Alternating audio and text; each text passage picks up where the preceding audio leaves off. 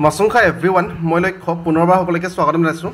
আমি গম পাওঁ যে ADRE এক্সামিনেশ্যনৰ ৰিডিং কম্প্ৰিহেনশ্যনৰ পৰা বহুত মাৰ্কছ আহিব। ৰিডিং কম্প্ৰিহেনশ্যন বহুত বেছি ইম্পৰ্টেণ্ট হয় আৰু ৰিডিং কম্প্ৰিহেনশ্যনৰ এটা পাৰ্ট হয় ক্লোজ টেষ্ট। গতিকে ক্লোজ টেষ্টটো আমি চাব লাগিব। ক্লোজ টেষ্ট কেনেকৈ কৰে ইয়াৰ আগৰ ভিডিঅ'টোত মই ডিছকাছ কৰিছোঁ। পুনৰবাৰ আমি ক্লোজ টেষ্ট কৰিম, বেছিকৈ প্ৰেক্টিছ কৰিব লাগিব, তেতিয়া আমাৰ স্পীডটো আহিব, একুৰেচিটো আহিব। আৰু এই কুৱেশ্যনটো SSC CGLৰ 2018 চনৰ টায়াৰ 2 অৰ্থাৎ মেইনছ এক্সামৰ পৰা লোৱা হৈছে। SSC CGL মানে গ্ৰেজুৱেশ্যন লেভেলৰ মেইনছ এক্সামৰ পৰা কুৱেশ্যনটো লোৱা হৈছে। আৰু কেনেকৈ কৰিব লাগে মই ইয়াৰ আগতো ডিছকাছ কৰিছোঁ। ইয়াত আমাৰ খালী ঠাই দিয়া থাকিব, ইয়াত 1 2 3 4 এনেকৈ দিয়া আছে। ইয়াৰ অৰ্থ 1 মানে ইয়াত যিটো 1ত 4টা অপশ্যন দিয়া আছে দেখা পাইছে আপোনালোকে, এই 4টা অপশ্যনৰ ভিতৰত কোনোবা এটা কাৰেক্ট হয়, সেই কাৰেক্টটো ইয়াত বহাব লাগে। ঠিক তেনেদৰে যদি আমি ইয়াত 5 দিয়া আছে, তাৰমানে 5 নম্বৰত যিবিলাক অপশ্যন আছে তাৰ ভিতৰত কোনোবা এটা কাৰেক্ট হয়, কাৰেক্টটো এই খালী ঠাইত বহাব লাগে। ঠিক আছে, ক্লোজ টেষ্ট মানে গম পাইছে কেনেকৈ কৰিব লাগে। এতিয়া যদি এই ক্লোজ টেষ্টবিলাক কেনেকৈ কৰিব পাৰিব আপোনালোকে, ইয়াতো সৰু সৰু গ্ৰামাৰৰ কিছুমান কনচেপ্ট এপ্লাই কৰিবলগীয়া হয় আৰু সেই কনচেপ্টবিলাক ভালকৈ জানিলে আপোনালোকে একেবাৰে সহজতে কৰিব পাৰিব। প্ৰথমত আমাক চেণ্টেঞ্চ দিয়া আছে, 1 can soon feast dash ice on Humayun's tomb। এই ডেছ যিটো খালী ঠাই দিয়া আছে তাত 1 দিয়া আছে আৰু 1ত যিবিলাক দিয়া আছে চাওক, হাৰ্ছ দিয়া আছে, আৱাৰ্ছ দিয়া আছে, ওৱান্স দিয়া আছে, ডেয়াৰ্ছ দিয়া আছে। মানে এইবিলাক পজেচিভ হয়, পজেচিভ প্ৰনাউন হয়। হয়নে? পজেচিভ প্ৰনাউন মানে কি হয়, যেতিয়া আমি লগাই পিনি ক'ব চেষ্টা কৰোঁ, আমি চাওক তাইটো আছিলে ছাবজেক্ট বা প্ৰনাউন এটা আছিলে চি বুলি, হয়নে? তাইটো আমি তাইৰ বুলি যেতিয়া ক'বলৈ চেষ্টা কৰোঁ তেতিয়া আমি চিটো হাৰ্ছ বুলি লিখোঁ। তো এই কেছটো হৈ যায় পজেচিভ। ঠিক আছে, তো এই পজেচিভ যেতিয়া আমাৰ ছাবজেক্টটো যিহেতু ইয়াত 1 আছে, গতিকে ইয়াত হাৰ্ছ লগোৱাৰ অৰ্থ নাই। চি ক'লে মানে আমি হাৰ্ছৰ কথা আনিলোহেঁতেন বা আৱাৰ্ছৰ কথা নাহে। আৰু যিহেতু এইটো ছিংগুলাৰ নাম্বাৰ হয়, 1 মানে এজনৰ কথা পাতিছে, ছিংগুলাৰ হৈ আছে, গতিকে ইয়াত প্লুৰেলৰ পজিটিভ কেছ নাহে। গতিকে এই 3টা কেঞ্চেল হৈ যাব। অপশ্যন চিটো কাৰেক্ট আনচাৰ, মানে ইয়াত ওৱান্স আহি যাব। যিহেতু 1টো ছাবজেক্ট আছিলে, গতিকে 1ৰ পজিটিভ কেছটো ওৱান্স হ'ব। বুজি পাইছে? 1 can soon feast one's eyes on Humayun's tomb। আৰু ইয়াত খালী ঠাই দিয়া আছে, ইয়াত 2 নম্বৰ দিয়া আছে আৰু লগতে ছাফদাৰজুং টম্ব। ইয়াত 2টা টম্বৰ কথা কৈছে, স্পষ্টকৈ আপোনালোকে চাওক, ইয়াত 2টা টম্বৰ কথা কৈছে। এটা হুমায়ুন টম্ব আছিলে, এটা ছাফদাৰজুং টম্ব আছিলে। তো ইয়াত খালী ঠাই দিয়া আছে মাজতে। ইয়াত 2 নম্বৰত কি বহাব লাগে, 2 নম্বৰত কি অপশ্যন আমাৰ ওচৰত আছে চাম। দেয়াৰফৰ আছে, বথ আছে, বাই আছে, এণ্ড আছে।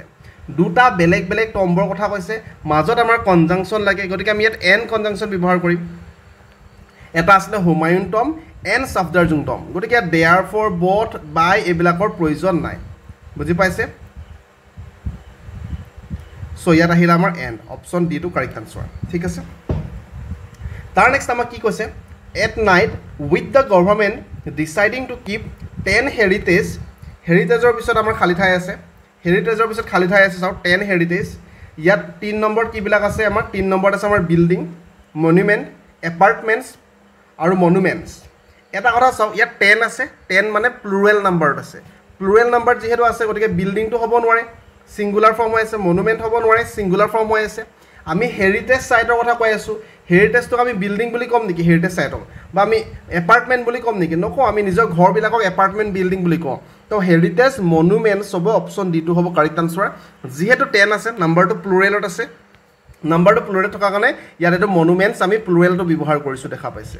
ঠিক আছে, অপশ্যন ডিটো কাৰেক্ট আনচাৰ। সৰু সৰু কনচেপ্টৰ পৰা আমি ওলাব পাৰোঁ।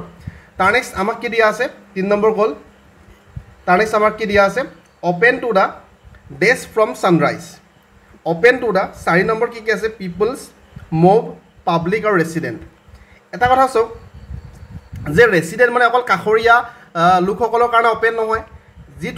যিটো মনুমেণ্ট অ'পেন কৰাৰ কথা কৈছে ছানৰাইজৰ পৰা ৰাতি 9 বজালৈকে, সেইটো সকলোৰে কাৰণে হ'ব, মানে for all public, to the public হ'ব। ইয়াত অপশ্যন চিটো কাৰেক্ট আনচাৰ।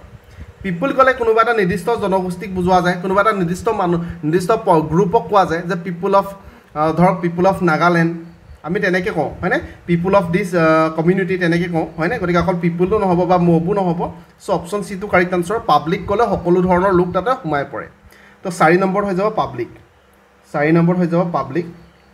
ঠিক আছে, তো গভৰ্ণমেণ্টে কি ডিচাইড কৰিলে, গভৰ্ণমেণ্টে ডিচাইড কৰিলে যে 10 হেৰিটেজ মনুমেণ্টছটো অ'পেন কৰিবলৈ টু দ্য পাব্লিকৰ কাৰণে ফ্ৰম ছানৰাইজ হোৱাৰ পৰা 9 PM, 9 PM-ৰ আগত 5 নম্বৰত আছে, আৰু 5 নম্বৰত আমাৰ কাৰণে আছে ইন আছে, বাই আছে, ফ'ৰ আছে, টিল আছে।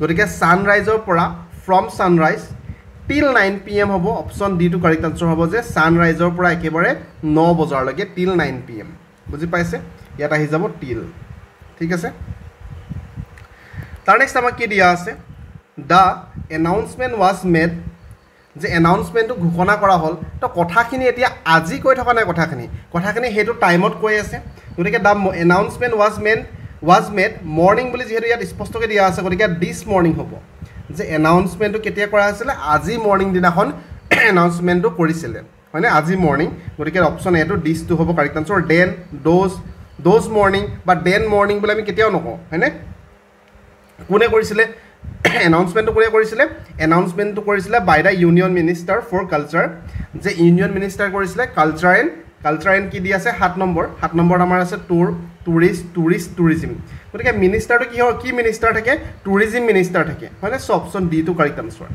যে টুৰিজিম আহি যাব অপশ্যন ডি টু হৈ যাব কাৰেক্ট আনচাৰ যে কালচাৰ এণ্ড টুৰিজিম মিনিষ্টাৰে ঘোষণা কৰিছিলে এনাউন্সমেণ্ট কৰিছিলে ঠিক আছে তাৰ নেক্সট আমি যাম কাৰেণ্টলি মানে বৰ্তমান সেই সময়ত কথাবিলাক কৈ আছে সেই সময়ৰ বৰ্তমানৰ কথা কৈ আছে গতিকে আমি প্ৰেজেণ্ট ইনডিফিনিট টেন্সত লিখিব লাগিব কাৰেণ্টলি most monuments বেছিভাগ মনুমেণ্টে ডেছ ফৰ ভিজিটাৰ্ছ এট 6 PM যে 6 বজাতে বন্ধ হৈ যায় সেইটো ক'ব চেষ্টা কৰিছে কাৰণ 8 নম্বৰ যদিহে চাই ক্লোজ আছে ৱাজ ক্লোজ আছে হেভিং ক্লোজ আছে ৱাজ বিং ক্লোজ আছে গতিকে কাৰেণ্টলি শব্দটো ব্যৱহাৰ কৰিছে মানে সেই সময়ত কথাবিলাক কৈ আছে সেই সময়ত প্ৰেজেণ্টৰ কথা কৈছে গতিকে ইয়াত ক্লোজটো হ'ব কাৰেক্ট আনচাৰ যে কাৰেণ্টলি মষ্ট মনুমেণ্টছ ক্লোজ যে বৰ্তমান বেছিভাগ মনুমেণ্টে 6 বজাত গধূলি 6 বজাতে বন্ধ হৈ যায় ক্লোজ আমি প্ৰেজেণ্ট ইনডিফিনিটত লিখিছোঁ এইটো চাওক প্লুৰেল নাম্বাৰত আছে গতিকে ভাৰ্বটো ডাইৰেক্টলি আমি ক্লোজ লিখিছোঁ এছ বাই ইয়েছ লগোৱা নাই তাৰ নেক্সটটো দ্য চেঞ্জ ইন